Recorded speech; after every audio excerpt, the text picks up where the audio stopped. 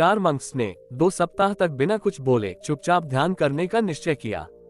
उन्होंने अपने इस अभ्यास के प्रतीक के रूप में एक मोमबत्ती जलाई, जो कि उन्हें हर वक्त यह याद दिलाती रहेगी कि बिना कुछ बोले बस ध्यान करना है। इसके बाद उन मंक्स ने ध्यान करना शुरू किया। पहले दिन की रात होते होते वह मोमबत्ती टिमटिमाई और फिर बुझ गई। यह देखते ही पहले मोंक ने कहा, अरे नहीं, यह मोमबत्ती तो बुझ गई। दूसरे मोंक ने कहा कि हमें बात नहीं करनी चाहिए, हमने कुछ भी ना बोलने की कसम खाई थी। तीसरे मोंक ने कहा, तुम दोनों को बोलने की क्या जरूरत थी।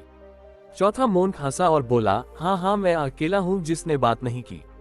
दोस्तों, उन सभी के बोलने के अपने अलग अलग कारण थे, लेकिन चारों में से प्रत्येक ने बिना कुछ सोचे तुरंत ही अपने विचार रख दिए। उनमें से किसी ने भी इस स्थिति को सुधारने का प्रयास नहीं किया। उस आश्रम में उन चारों के अलावा एक बड़ा बुद्धिमान मोंक भी था। वह बिना कुछ बोले और उनकी तरफ ध्यान दिए बिना ही चुपचाप ध्यान करता रहा।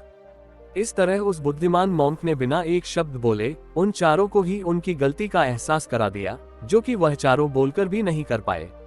बिना सोचे समझे और जरूरत से अधिक बोलने पर हमें खुद ही लोगों के सामने शर्मिंदा होना पड़ता है। एक बुद्धिमान व्यक्ति बिना मांगे किसी को सलाह नहीं देता, क्योंकि वह जानता है कि बिना मांगे दी गई सलाह का कोई मतलब नहीं होता और ना ही सामने वाला उस सलाह को मानता है। लेकिन आजकल लोगों ने अपनी प्रॉब्लम बताई नहीं कि हम उन्हें सलाह देना शुरू कर देते हैं। जबकि 99% केसेस में जब लोग हमसे अपनी प्रॉब्लम शेयर कर रहे होते हैं तो वह हमसे कोई सॉल्यूशन नहीं सुनना चाहते, बल्कि वह तो सिर्फ यह चाहते हैं कि हम उनकी बात को ध्यान से सुने और इससे उन्हें कुछ समय के लिए शांति महसूस होती है। क्योंकि हम उन्हें जो सलाह देंगे यह उन्हें भी पता है, हर इंसान को पता होता है कि क्या सही है और क्या गलत।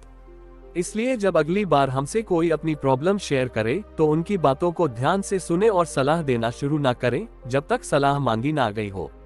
क्योंकि सामने वाला इंसान बस हमसे इतना ही चाहता है कि हम उसकी बातों को ध्यान से सुने और समझे।